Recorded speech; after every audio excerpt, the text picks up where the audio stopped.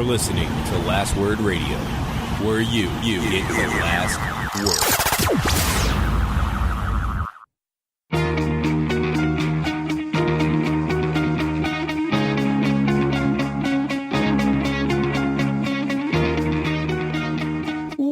Welcome to the Fourth Line Podcast, part of the Alberta Podcast Network, powered by ATB. This is March the 5th, 2018. With you today is myself, Carl, and the always wonderful Joel. Welcome to the show, Joel. Well, thank you. First time, long time. It's nice to finally have you here. I know, it's been a while. I've called in many times. We tried to not take your call, but you accidentally got through today. I got through today, and it's... Okay. I have the Leafs game on right now. Yep. Freddie Anderson just got beat terribly by a puck. And the puck was going into the net, and he just literally just flung his stick at it and knocked it out of the net. Wow. I don't know how that didn't go in. That's impressive. So, anyways, that's... Is it legal? Because, like, you can't throw your stick. He was still holding it. Oh, okay. But, like, it was... I don't know. That was amazing. He doesn't usually make saves like that. What goalie makes the most, because it was Hasek for the longest time. He just, like, made the most, like, ridiculous saves. Yeah. And you're just like, how did he make that? What goalie is that now? Right now, I want to say, like, Vasilevsky's made a couple. He's made two in, like, the last month of this save where Joel can see me on the video, so it's easy to describe. But he, like, reaches behind his back and makes a save over like this. Right. I'm surprised that you attempted to do that, because, like, I don't have my shoulder will dislocate if I did that. It's like he's, like, rubbing the elbow on his other arm. But he's made two of those saves recently, which is impressive. So you think it's him just because of those two saves? That's the first one that comes to mind. I don't like the other one that came to mind, and I can't think of, like, a particular moment. But my first thought was Pekka Rinne, but then my thought from that after went to Marc-Andre Fleury, just because, like, he's got a little flair for the dramatic. So those are my two thoughts, but I don't have, like, evidence for the other two to be like, that's just the feel that I have. I don't know. Maybe you got a better idea. I have no idea. I don't like it. I think the easy thing to say right now is Vasilevsky, just because of those two saves, but I don't know if it's actually him or not. His sample size is so small, so small. Like, it's essentially a season that we don't really know what he is for, like, a long-term thing. I hate TSN right now. They're refusing to show the highlight of this save. Yeah, I turned it on immediately to watch it, and I saw someone hit the crossbar instead. Oh, it wasn't as good. It totally looks like, because, like, they didn't show the replay of it, and there's tons of GIFs online, and it's so quick, so it looked like he saved it, but he didn't. It hit the crossbar. Okay, so the one where I saw them hit a crossbar, that was the one, but it, like, in live motion. Oh yeah, that view from behind the net looks like it. Yeah, I get it. And so that was just crazy, but I don't know who that is. Was Mike Smith like that at one point? I feel like he was kind of like a guy like that just made, like, saves that he had no business making. Yeah. Well, I think he always makes saves that he has no business making. Yeah, like 80% of the saves Mike Smith makes are saves he has no business making. I think the part of it is that goalies have had that coached out of them, though. Like, that's just not a thing that they do, because they are so much of playing the percentages, which is good. That's what you should do. But, like, that leaves you in position so you don't have to make a crazy save. Like, earlier this year, Jonathan Bernier kept making these crazy saves. I'm like, he shouldn't have had to make, like, a crazy diving save. If he had just been in position properly, it's a normal save. See, I thought you were going to say Jonathan Bernier was making these crazy saves that he had no business making, and it was just, like, half slappers from the point with no pride. You're just just a soft wrister from half. Yeah. So, like, yeah, it's interesting. Like, we don't have any, like, real, like, unconventional goalies right now. Do we have any, like, unconventional players that are just, like, I don't know. It's usually, like, whenever you have that conversation of, like, why is this guy so good? He shouldn't be that good. It's usually just because he's small. That's usually what it comes down to. It's like the Martin St. Louis of the world. You're just like, why is this guy so good? And then you just look at it, you're just like, oh, he's just a small person. It's not that he's actually not good. Yeah, I think because you have some of those things. There's guys who have unconventional parts of their game, and I think that's when, like, there's a fair amount, and we'll stick with your Leafs for a second, but, like, and it's nothing that people at this point knowable, but, like, the way and the speed and the angles that Austin Matthews gets his shots off from is unexpected, right? And that's what's good about him, is all of a sudden he's skating down, you're like, you just put it on net from, like, this weird, like, super close angle that the goalie's not expecting, right? It's like, that's unconventional, but it's not like an impressive unconventional that you'd be like, man, did you see that guy do that thing? Well, like, the average person's gonna miss things like that. And it's unconventional in the way that you're okay with it. Like, it's not like it's hurting anybody by that play style. Like Hasek, you would never want someone to be like Dominic Hasek because you can't coach that. And if you start to coach that, you're just going to be really bad. And you're going to if you taught every goalie in your system to play like Dominic Hasek, you'd be fired immediately. Yeah, so that's why he's not a goalie coach.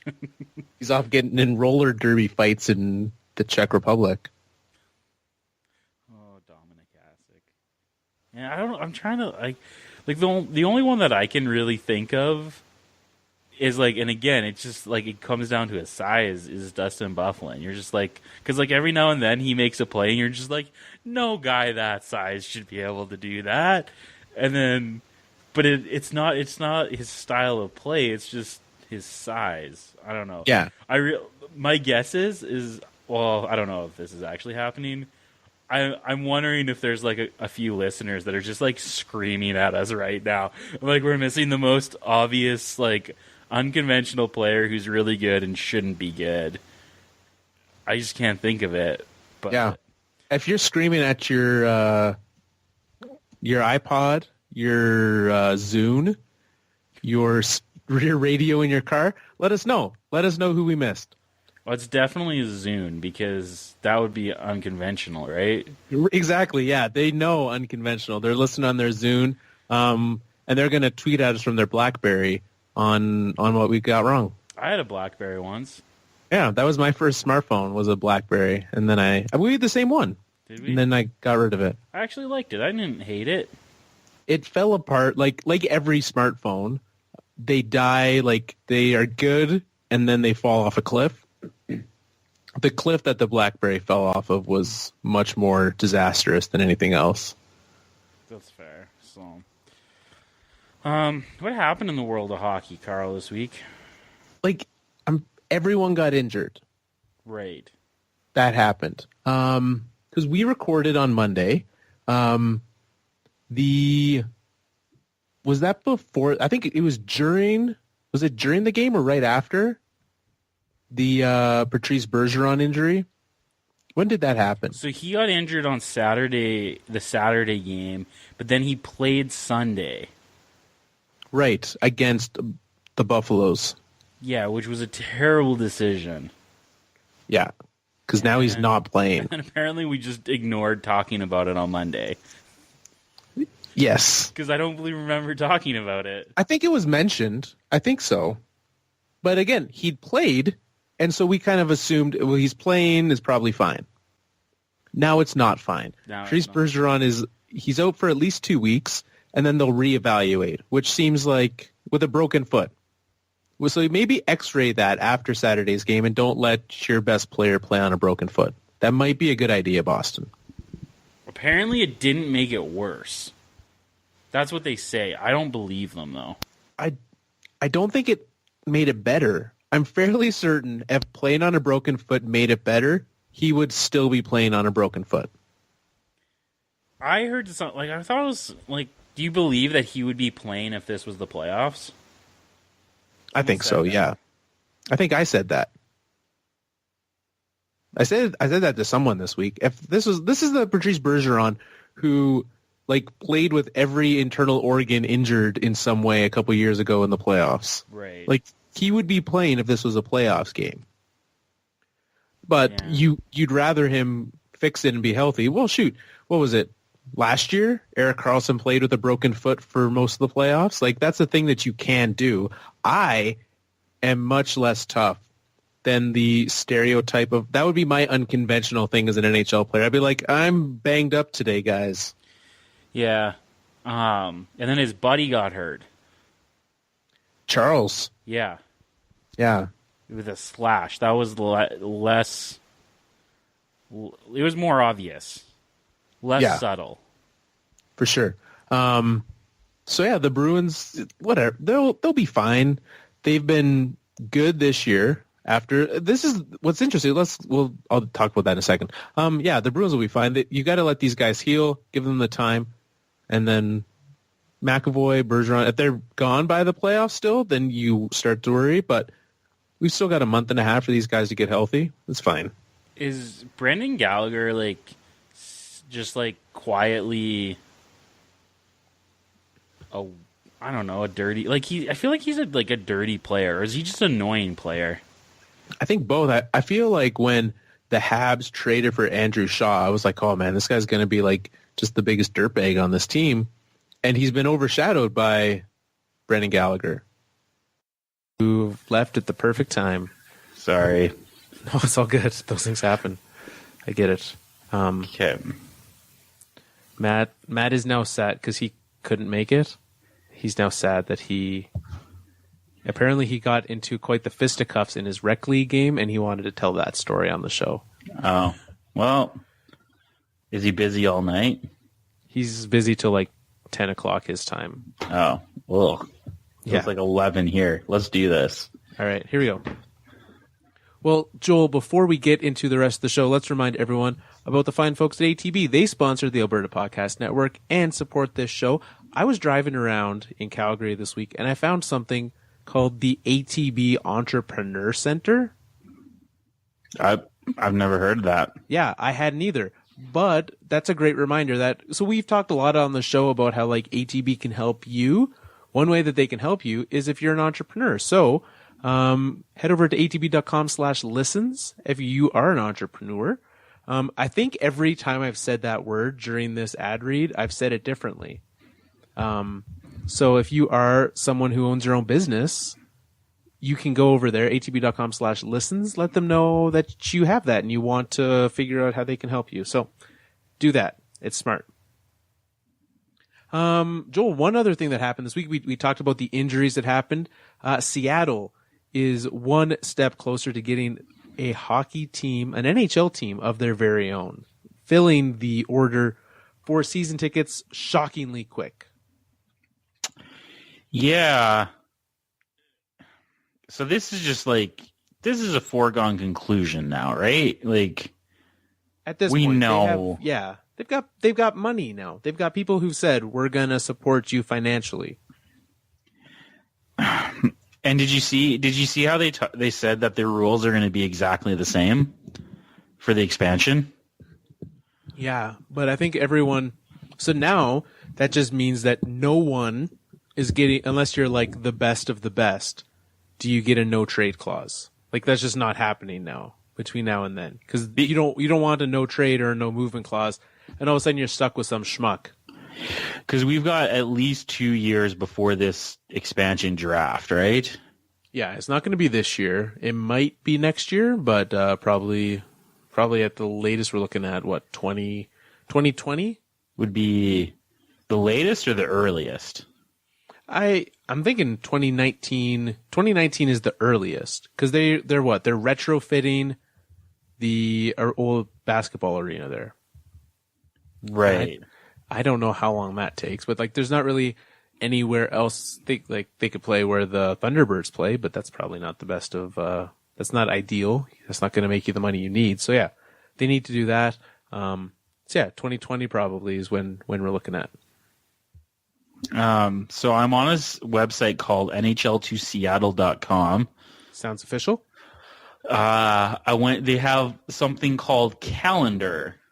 So I went to that clicking, expecting to be like a projected like schedule of when things were to come out. Yeah. No, it just looks like a WordPress calendar that has it's just like March 2018. There's nothing in it. So I don't know what to make of that.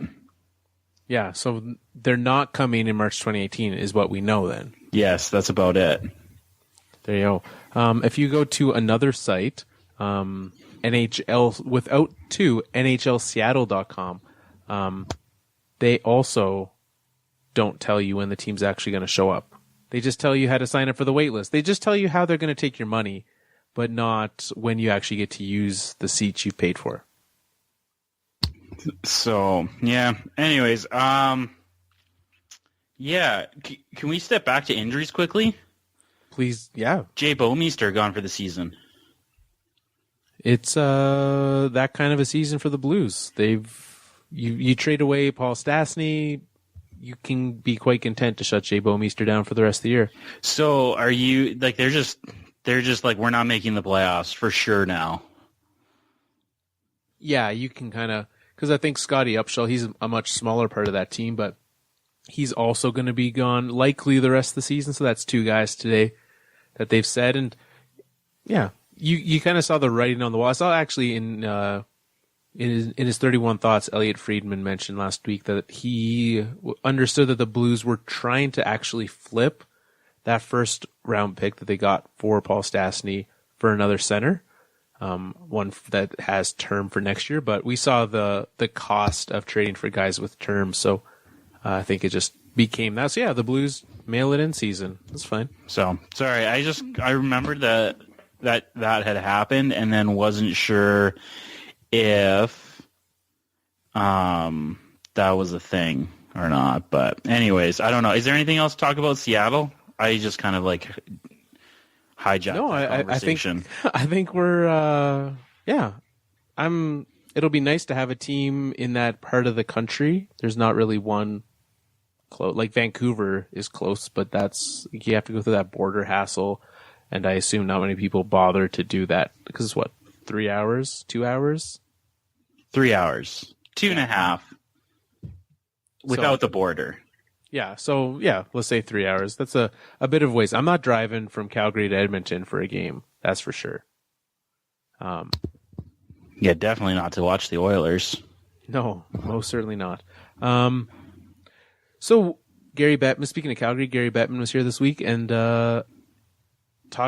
he didn't talk about the arena, but he did answer questions about the arena and then just kept saying, like, I'm not here to talk about the arena. You guys just keep asking me. Gary, maybe don't just take questions about the arena if you don't want to talk about it. Maybe don't show up at a press conference for it. Carl. Let's hold up here a second. I'm going to go get the keys. You think of your arguments. Okay. Just wait. No, don't talk.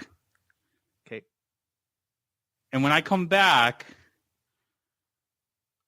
then I'm going to give you the keys to the Rant Shack and you jump in. Because it sounds like you're ready to go. Like, we're not even, like, you didn't even let me, like, talk at all in that. You're just, like, you're entering Gary Bettman, who I think it's safe to say that's my specialty on this show. And you just, like, you were just jumping in right away. Okay. Can I talk now? Okay, go get the keys. Okay, you know what? Actually, I'm going to give you, how long do you think you can rant? About Gary Bettman? Yeah. Well, I'd say at least 3 minutes, which sounds short. Okay, I'm getting a timer up, and I'm literally going to go get keys. Okay. And I'm in my basement. Okay. Can you set up that timer so that I can see it? I'm going to try and do that. Okay. And then we're going to see if you can do 3 minutes. Okay, you go get the keys to so I'm going to pre-rant outside the shack while you go get the keys to let me in. Yeah, sure. And then if you need more time, we'll do that. Okay. I can't even see myself, so I don't know if this is being set up. Let's see if I can You know what? Here's the thing that I also have a timer. Can you see this? No, you cannot. No. Can you see that? This is It's just great. This is great. Okay. Great audio. Great Okay, podcast. are you ready? Ready. Go.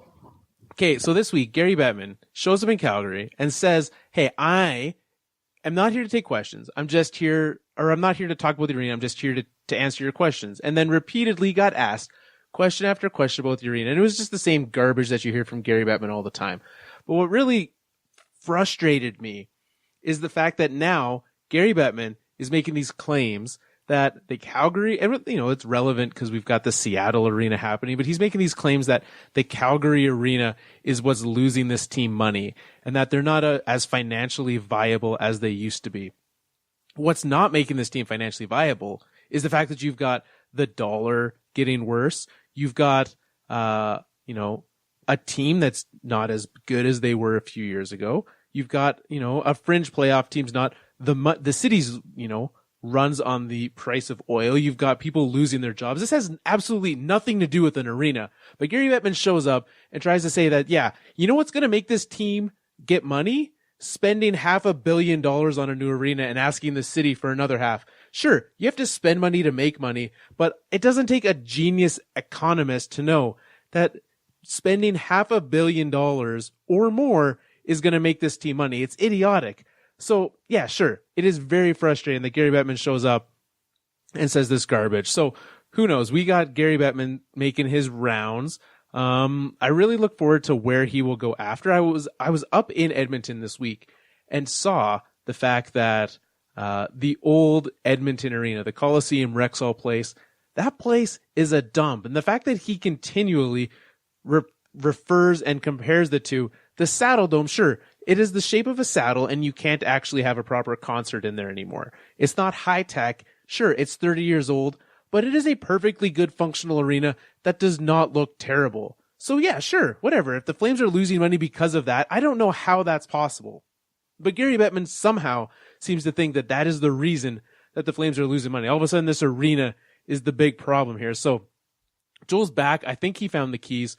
So let's see what do I still need to keep going? How much is left? Your mic is not on. 42 seconds. 42 seconds. So I've just been telling people how Gary Bettman, old Uncle Gary, keeps thinking that the problem for the Flames' financial woes is the fact that they don't have a new arena, and how dumb that is. So, we'll see. It seems like he's at a stalemate. What I appreciated was the fact that he seemed to almost be running out of steam with it. Like, he was just at a loss. He didn't know what to do. His tactics of trying to bully the city into paying for his arena aren't working. And so he's just like, whatever, the city's not doing anything. Nothing's happening. There's no point talking about it. So I appreciate the fact that Gary is running out of tactics, running out of strategies. So he can, there it is. It's over. That's 3 minutes was much. I had about a minute and a half. I think I was much more fired up before you stopped me. Fair enough. I didn't want to ruin the moment, which apparently I did. So that's fair. Yeah. But I wanted you to be in the shack, and then I didn't find the keys. But I also wanted to see how long you could go with. Yeah. So, and I was only here for about a minute of it, and I'm content. Do you want to go a little more? No, I don't. It's just so dumb. On a scale of, no, I don't want to play that game. Just kidding. Because this is not actually I don't like Gary Bettman, but I was going to start comparing him to actually real world problems, and I was like, it's actually not that. This is not relevant. That's not. I was like, real world problems are actually much worse than this, and so I'm just gonna stop talking. That's fair. Yeah, that's appreciated. So, this is when we remember to ourselves and people who take all of this way too seriously that we sit here and we talk about a game that grown men play for an hour every week. So we probably shouldn't take it too seriously. It's true, but Gary Bettman, I don't know. He's so frustrating. Yeah. When I saw that Gary was going to be showing up and having a press conference in Calgary, I was like, Did you try and get get presser access for that? No, they would not have liked what I had to say. So, do you think he would have answered any of your questions? There was one reporter, I wasn't sure who it was, and she asked 3 different questions about the arena, and you could just see him getting frustrated every single time that she raised her hand and asked a question. It was great. I don't know who it was, but she's my new favorite reporter in Calgary. That's too funny. Okay, so where are we at? Calgary Arena. It's the same place we were before. They're not threatening to leave, but they say that because they're not going to threaten, they'll just up and leave, which is the same thing as a threat. Like if you say we're not threatening to leave, we'll just be gone and you won't be able to stop us. I think that's a threat. Right. Probably. Yeah. I don't know if it was like, Joel, I'm gonna take that wonderful headset you're wearing away. And that might happen when you least expect it. It's a terrible analogy. Sorry. That was not my angry face. The Leafs just got scored on, and it should have been goaltender interference, and they challenged, and it wasn't. See, I'm watching that as well. That wasn't called back. That is a good goal. Yeah, goalie interference is the worst. That actually, so we put it out there before the show to get some questions. This is relevant because we did get the question, which is worse, NHL officiating or NFL replacement refs? Replacement refs, not close.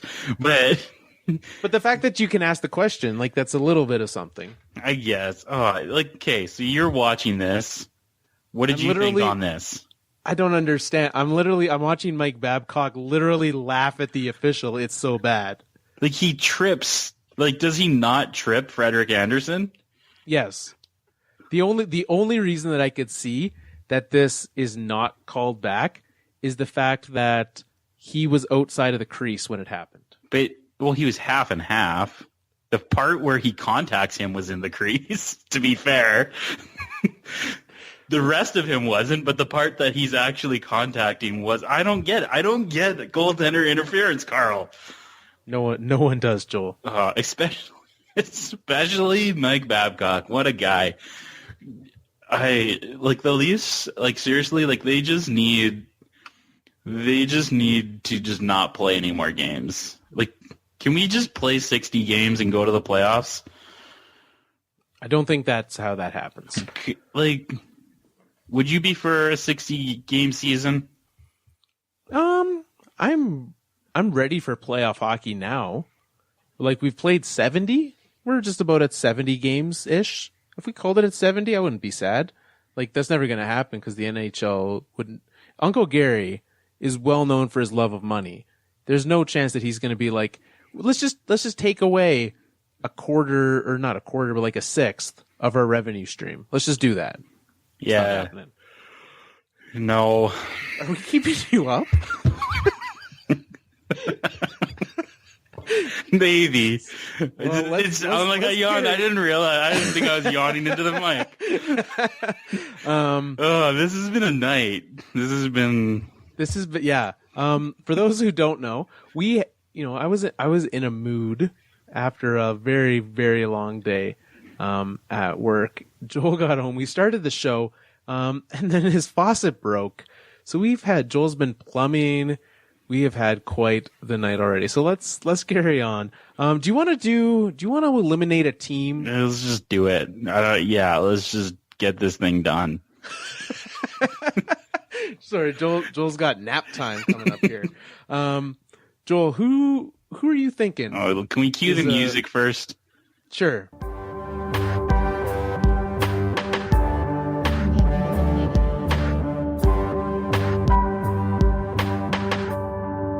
Elimination Station.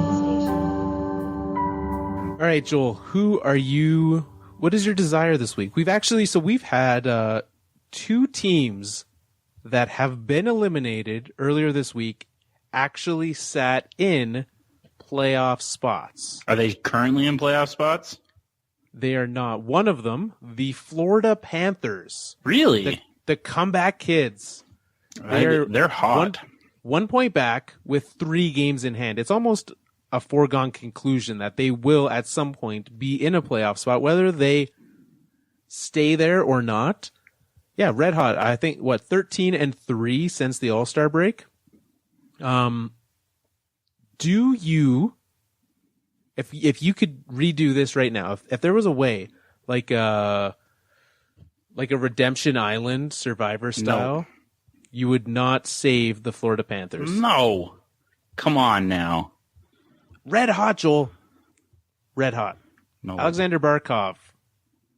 Fantastic. No.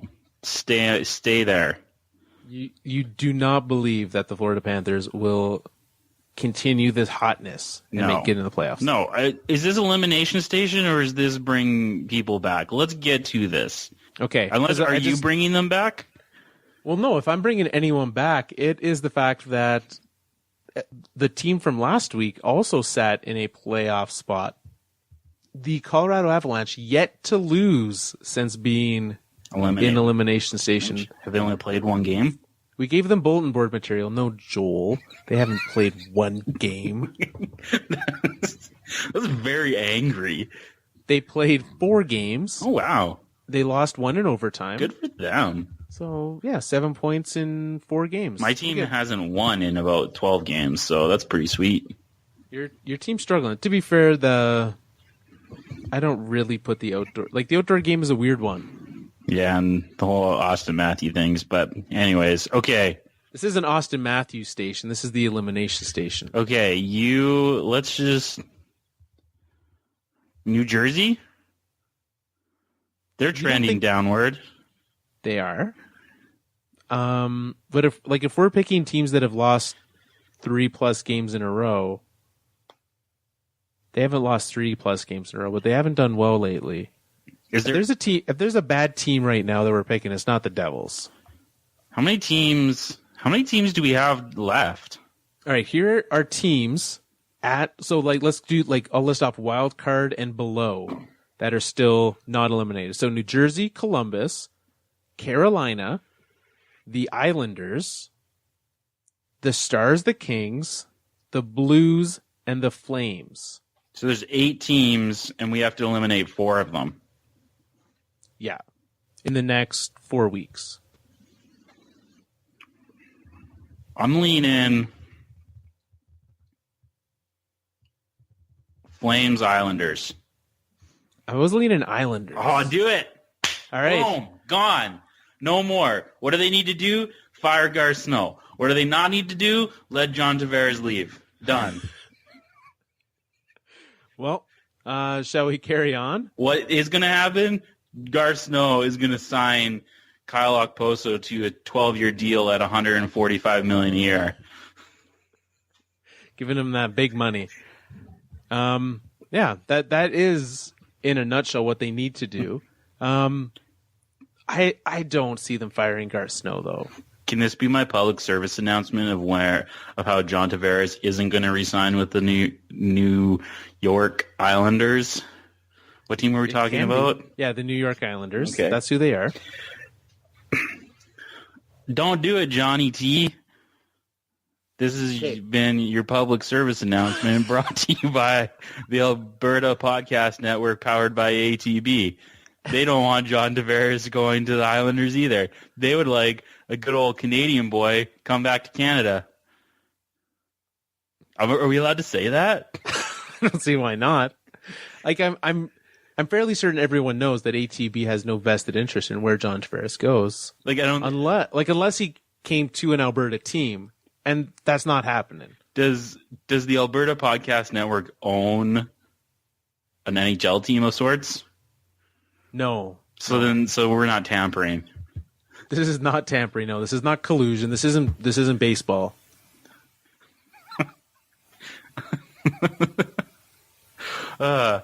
Seriously though, where do you want John Tavares to go? If you could choose anywhere in the NHL, not your team. I want John Tavares to stay in New York with the Islanders. Why? Okay, here's why. Because if he goes to Toronto, I have to listen to freaking Leafs fans not shut up about it for the next decade, and that will be miserable. He's not going to Toronto. So that's reason number one. I love how like the reason is why you want him to go to the island is because you don't want him to sign with Toronto, which is like one of the least likely places for him. No, the Leafs are a non-zero factor. I'm just going through. Look, there's 30 teams that aren't the Islanders. I'm about to give you. So Elliot Friedman's got his 30 thoughts. I'm going to give you 30 thoughts on 30 teams of why they shouldn't sign John Tavares. So buckle up, folks. Here we go. I got the timer going. You got a minute and a half. I don't want him to go to Montreal because everyone in Montreal just whines and moans and complains, and they should not get nice things because of that. Just deal with it. I owned the fact that my Avalanche were terrible. Just get over it. You don't get to just sign John Tavares and have that fix everything. I don't want him to go to Tampa because Tampa's already really good, and I don't want there to be like a Golden State Warriors problem going on. He's not going to Tampa. I'm just going through the entire list. Can we not go through every team? Can we go through likely teams? Okay, here are the teams that I don't want John Tavares to sign to because it'll be OP. I don't want him to go to Washington, Pittsburgh, Tampa, Nashville. Those are the teams that it would be unfair. So that covers them. I don't of the teams that are most likely, like Montreal and Toronto, although you're downplaying it, to me, they're the favorites. I want him to stay in the island because that is a team that he's been the face of.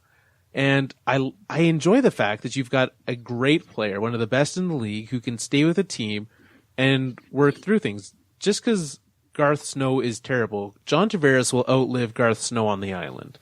That should be his stipulation. Is just go full LeBron James on this. Go full Jack Eichel on it. Become general manager and say, look, I'll stay, but you have to fire the idiot who keeps making all these stupid decisions. That's what John Tavares needs to do. And then they fixed everything. They can hire anyone else. Just hire some kid who's really good at NHL 18 who can tells you, or just make a Twitter poll as your GM. Should we do this? Is this a thing we should do? Just anonymously, so that no one knows that you're actually the general manager of the Islanders. If the fan base says you should do it, do it. Would that not be better than Garth Snow? Probably. That was an impassioned rant about John Tavares staying in New York. I'm surprised by that. I just nowhere. Especially if I can't pick my own team, I don't want him to go anywhere else. I want him to stay in the island to make the Islanders good. I don't as much as it's nice to have. And I'm going to use a terrible example because they're beating your Leafs 5-2. But the Sabres being terrible or the Coyotes being terrible for a decade is not really good for anyone. What if he went to Arizona? That'd be funny. That would be a terrible idea. And then Austin Matthews could make his return to Arizona in 5 years. Stop that. Okay. John Tavares and Austin Matthews could play together in the desert. So, can I answer where I want him to go? Sure. I'm probably not going to be as passionate about it as you were. And I'm not. I will also follow not my team. I'm a little sad you didn't choose my team for me, because then I would have chosen your team for you, but now I'm not going to. I would love it if John Tavares could be the second line center for the Colorado Avalanche. Okay. I'm pretty sure, can I go through a list of all the teams on why they would love having John Tavares on their team? Dallas. They would love John Tavares because he would be their best player. Los Angeles, they'd love John Tavares because he would be their best player. Vegas, they'd love John Tavares because he would be their best player. Only 27 more to go. No, I think I want him to go to San Jose. Because I think, first of all, it's a great fit. Second of all, they can afford him. Third of all, I want our good friends at the Athletic. I can't talk. That was a weird sentence. Did that sound weird to you? No. Okay. That sounded weird to me. I'm also the guy who can barely get through saying Alberta Podcast Network without messing it up every time. So. That's fine. Anyway, The Athletic wrote an article not that long ago about how like John Tavares would be a good fit there, and they have the money to do it. And there's talk that like they're going to offer him a contract, which pretty much any team that has like enough space to offer him a contract is going to. Let's be honest, like this just happens. And so then I want to be able, because like I want to be able to like post our show from like 3 months ago where I was like, John Tavares should go to San Jose. That's a great idea. And then I can be like, see, I said it before all of you. It's a good enough reason, I guess. So, don't you think he would be a good fit there? I feel like He would be a great fit there. Like I know he's going to be a good fit on any team, but like that's a really good team for him to be on. Because you literally take, and I know like they're different players, they do different things, but you easily transition from the Joe Thornton as your number one center era to the John Tavares as your number one center era. Like it just happens. You just do it. The problem is that you're just going to be like John Tavares is just going from one team where he's the best player and never going to win a Stanley Cup to another team where he's the best player and never going to win a Stanley Cup. That's true and sad. Yeah. Although if he went to San Jose next year, that would be the best team he's ever played on. It would definitely like the best on paper for sure. Yeah. Like he's arguably never had a goalie play who could play as well as Martin Jones. He's never had a defenseman as good as Brett Burns. He's probably never had. Is he had a defenseman as good as Marc-Andre Vlasic? No, he's never had a winger as good as Joe Pavelski or Evander Kane. Or he said winger's better than Evander Kane. I guess I'm like, yeah, he has Andrew Ladd. So yeah, he has had an Andrew Ladd is miserable. Can you get over that? I know that you're like, yeah, no big deal. He's really good. I know I turned the alerts off on my phone every time he scored, but because otherwise I'd be getting alerts all the time. Newsflash, I checked. The alerts are still on. He just never scores anymore. Those alerts are still on, and it has not been set off in many, many weeks. This is terrible. Yeah. You want to know what the Islanders should do? They should go back and not trade Travis Hamonic. They should go back and not give Andrew Ladd all that money. Which your Leafs scored. I'm slightly ahead of you. I don't have it on anymore. It was miserable. Things were happening, and I was angry. It's just not a good combination. There's nothing. This team needs to stop trying to make the playoffs too. That's the other thing this team needs to do. To accept. Well, I think they did that this year. Like the fact that they didn't go out at they traded a 3rd round pick for Brandon Davison, but he's an RFA, so like that's an asset into next year. They didn't go out at the deadline and pick up guys that are gonna be gone next year, and that was like the knee jerk reaction that I thought the future former GM of the Islanders would do. Are we sure that was an asset that they traded for? Well, let me drop some knowledge on you. It's not a great asset, but it is an asset. He played 23 games with the Edmonton Oilers and had a -8 relative Corsi for. That's in how many games? 23. Good for him. -8 on the Oilers. On the Oilers' 3rd pairing. That's pretty bad.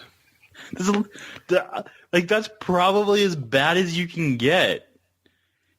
There might be a reason that the Montreal Canadiens put him on waivers earlier this year. Maybe. He's really bad. Yeah. Well, so what do you think? Other than the Tavares re-signing, which has to happen, let's say they don't re-sign John Tavares, you burn it to the ground, rebuild, start from scratch? Let's say they do sign John Tavares. I think you should burn it to the ground. And no matter what, just use that as your selling point. Hey, John, next 2 years we're going to be really terrible, maybe we'll fix it. Okay, who of these players would you like on your team? Andrew Ladd. At the current cap hit, I would not. With his current contract, I do not want Andrew Ladd. Anders Lee. Sure. Cal Clutterbuck. Nope. Casey Ciziquez. No. Josh Bailey. No. Brock Nelson. Yes. Matthew Barzell. Hard yes. Shane Prince. Sure. Ross Johnston. I would have to know who Ross Johnston is to be able to answer that question. Johnny Boychuk. He makes $6 million for the next 5 years. Yeah, not for $6 million for 39-year-old Johnny Boychuk. No, I do not want Nick that. Leddy. Yes. Thomas Hickey. Yeah. So and we know the goalies are going to be a hard nose. Brandon Davidson. It depends. Is it the Brandon Davidson that I claimed off waivers from the Montreal Canadiens, or the one I had to trade a third-round pick for? Both. I would take waiver Davidson, sure. He was really bad for the Oilers. That was waiver Davidson.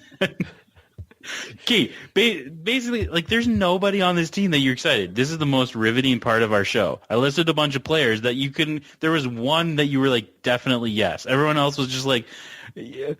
And that guy is the Calder Trophy winner. If I have to, I'll take him. That's that was the best we could get out of you on it. Yeah, sure, that's okay. I'm all right with that. Excites. Oh man, this team's bad. But they have some good defense still. They have the not good Sebastian Aho. He's also little Sebastian. He's the smaller of the Sebastians. So is he good? I don't actually know. No, he's also the worst. Okay, I know he's worse, but is he super worse? Yeah, there are different tiers of players. Yeah. I don't know. There you go, Joel. Only 3 more teams left to eliminate before the playoffs. Are we gonna eliminate teams? Are we gonna run out of space? I don't think so. If we I think we calculated it. If we do, we'll just eliminate 2 next week. I was talking about the other way. Are we gonna have is there more time between now and the playoffs than we have weeks? We'll just eliminate it so only 15 teams make the playoffs. It's fine. The 16th seed never does anything, says the Nashville Predators from last year. Interesting. Joel, speaking of playoffs. Yeah. We are in the fantasy playoffs for our league. It's true. This is a true statement. Fourth Line Podcast League, we are there. 6 teams. Neither of us got a bye. That belongs to Mark and Nate. Boo. Mark has been cleaning up this league. It's really his league to lose. If he loses, sad for him. Yeah, that's disappointing. Both of our teams did make the playoffs though. There's 6 teams make it, 2 teams get byes in one matchup. Herman from the Modern Manhood podcast and Kristen from How Was Your Week, Honey podcast. A couple of podcast friends of ours. They have shows. They're also in our league. They're playing in one matchup. In the other one, it is Carl's Barbecue Pulled Pork versus Joel and Mike's Martin Jones Diary. We've got a full-on host battle. Yeah. Our team's going to lose. No faith? We have been miserable lately. Carey Price did not stay healthy. I warned you. It's fine, but it's one of those things you gotta do. You gotta do it because if he was healthy, it's then you play good hockey. Yeah, I'm sad for Carey Price. Don't be too happy that Carey Price is injured. It's bad. I'm never happy when someone gets hurt. You know that. So yeah, we are playing. I am currently up 3-1. So I think we've had one guy play.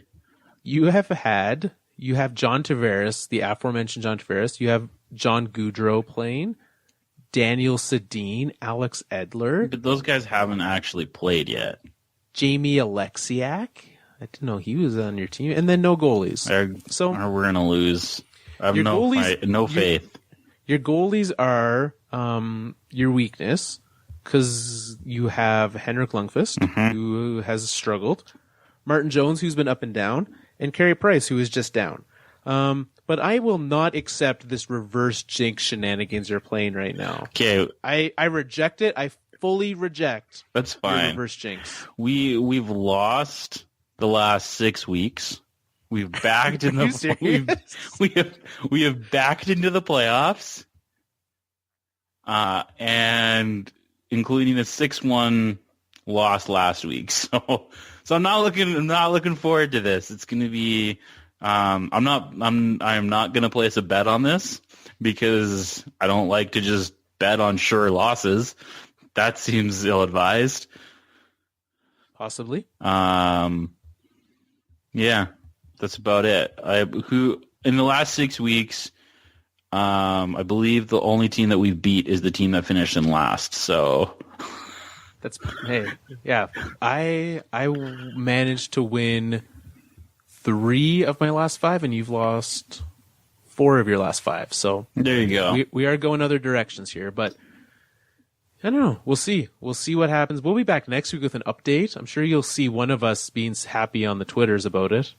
Apparently, from what I've heard, is that whoever loses has to leave the podcast. There was talk about that in the thread with the folks from the league. Someone they wanted some weight behind this matchup. I don't think that's going to happen though. No, it'd have to be heavily handicapped. Yeah, I don't want to do the show without you either. So, Joel, what else has been happening? I don't know in the hockey. So we talked about the elimination station. There was an article that Ben wrote on the website. It actually went up today, Monday, on tanking and losing. He's a Sabres fan, so he's experienced both the tank and now what some are calling a losing culture. What do you use your thoughts? Because there's the losing culture side and there's tanking. When does one become the other, or is it just it just happens? Is that just when you're a team that doesn't want to actually when you're a team that doesn't want to get better? Because it's different to get as many assets as possible, but at some point you need to make a move and say we're no longer tanking, we're no longer just building assets. We actually are going to now spend assets to get a piece. The Arizona Coyotes, they just continually do nothing good. And then even when they do spend they're it's time. We're done this rebuild. It's time to trade 7th overall for Derek Stepan. Yeah, that was a bad move. I don't know. I don't know. Is there? I just think there's just. I think it becomes when a big example, and people said it all the time, was in Edmonton, right? And we poop on the Oilers all the time for being terrible for so long. But when you have the young guys who come into the league and don't experience success, they don't learn how to win, right? Some would argue that Matt Duchene, who left the Avalanche to go make a playoff run and then went and dropped an egg in Ottawa, is one who has that same problem. And you have these guys who only lose, and I think that there is an issue of building a team without anyone who knows how to win and knows what it takes to be good. If you have a team with incredibly talented people, there's a big difference between playing in college hockey, playing CHL hockey. Even if you're the best of the best at that time, there's only a few players who are so generational that you can just step in and do that, right? So for me, you do need some guys who know what it takes, can teach the differences between that. When you have a team full of young guys who don't know how to do, it starts to get difficult. They've never experienced difficulties before. Like the amount of these guys, Taylor Hall, when he was playing with the Windsor Spitfires, he won everything. And then all of a sudden he ends up in Edmonton and he loses for years. That's a problem. That's a difficult situation. I was gonna say losing culture ends when you win the special lottery, which pretty much is what happens. Like when you look at Washington, Alex Ovechkin. I said that. That is officially how you say his name. Don't worry. Him, Crosby, Laine, Matthews, McDavid. Like you look at these teams. Stamkos. Those teams turned around when they got, not that they won the lottery, but that they won it the right year. With the right player, yeah. Yeah. But it also takes, and this is part of what Ben was saying in his piece, is it also takes management around it. The Edmonton Oilers won that lottery, got that special player, and now they have Milan Lucic on their team, paying him a bunch of money. They have not Taylor Hall, who's scored in 25 straight games. They don't have Jordan Eberle. Part of it isn't a winning culture or a losing culture. It's the team that you build. And so for me, it is a big part of it is the fact of who is on the roster and who is, who's building it, right? You can't, it's not just a culture thing. It's also don't be stupid. Yeah. Yeah. Joel, before we get into our Pavel Brays, let's remind everyone or let everyone know about the fine folks over at the Alberta Podcast Network. And we've mentioned them multiple times throughout the show. Joel has condoned that they want John Tavares. And so we're going to remind you again, let you know about some of the events that they have coming up. There was an event on how to start a podcast. They have an event coming up. It is in Edmonton at YEG Live. You can head over there or albertapodcastnetwork.com/events. And it is a night of music and just podcasting knowledge. So it's like a trivia night mixed with music. It's going to be a ton of fun. Head over to albertapodcastnetwork.com/events. Well, so one last thing for us to do today is to pick our Pavel Bure must-watch games of the week and crown a high-sticking champion. Oh, do we? Ken Kellenbach. Yeah. I was like, we have a winner. We have a winner. Ken has won. He claimed, and this might be a reverse jinx of his own, he claimed that he is a repeated person who chokes, which he always does well. He finally closed this time. High-sticking is for closers. Well done, Ken. Closed. All right. So how it works. We pick Pavel Bure's of the week, which is a must-watch games of the night. Then you choose a game-winning goal from either side. If you get points. You get points. We do it on Twitter. You can email in for the week if you want. If you're going to email in, do it all at once. Don't do it every day. Yeah. You can email it, mail@thefourthlinepodcast.com. You can Twitter at us at Fourth Line Podcast over on the Twitters. All right. So, Carl, Tuesday night, Vegas, Columbus, Washington, Anaheim. The one I had, let's go Vegas, Columbus. The one I also had highlighted, there's a lot of good matchups happening of future playoff teams. Nashville, Dallas as well happening that night. What about Tampa, Florida, your red-hot Panthers? You know what? It's a great call. We're not Vegas, Columbus. We're going Florida versus Florida. Okay. Wednesday, Pittsburgh, Philly. Only option. Yeah, so are we only going to pick games that happen between inter-province or state teams? No. Okay. I just don't want to watch any of the other games. You want to watch Calgary, Buffalo? Nope. That is helpful because there are none happening. None of those said games happening on the next night. There was one that caught my eye, though. Oh, tell me more. Winnipeg, Jersey. Okay. That's a night for Jersey. Show me you're a playoff team. It's true. Win that game at home. yeah, if you can't win that game at home, then things are. Oh, Winnipeg's a good team. Don't get me wrong. I'm going Anaheim Dallas on Friday night. Okay. That's a team looking to get into the playoffs and a team in the playoffs. Tons of afternoon games on Saturday, or do you want to go like opposite ends of the country? Washington, San Jose, Jersey, Nashville. Let's give the Washington San Jose game some love. Yeah, Okay. there's only 4 games at night Saturday. Yeah. So that's a 2:00 Mountain Time start. So what's that? 4 Eastern Time. Yeah. Yep, you're correct. And Sunday, Dallas, Pittsburgh. We're going I guess is that second Dallas? No. Yeah, it is. It's double Dallas. That saves us from watching Islanders Calgary, Vancouver, Arizona. There was some issue this week with the fact that Vancouver doesn't get picked in the Pavel Berets very much. They're terrible. And the reason is that they're very awful. I don't like Vancouver. Was this a Vancouver fan? No, it was someone from the area. Like, you don't pick them. And I was like, well, that's because they're bad. I don't like watching Vancouver. Not only are they a bad team, they're just not even fun to watch. Yeah. Like Brock Bowser. Who is that guy? He hasn't scored in 3 months. Sure. How do you feel? Do we want to go? I know it's a double week for both of them, but I believe that the Winnipeg-Washington game on Monday night is going to be a good one. Okay.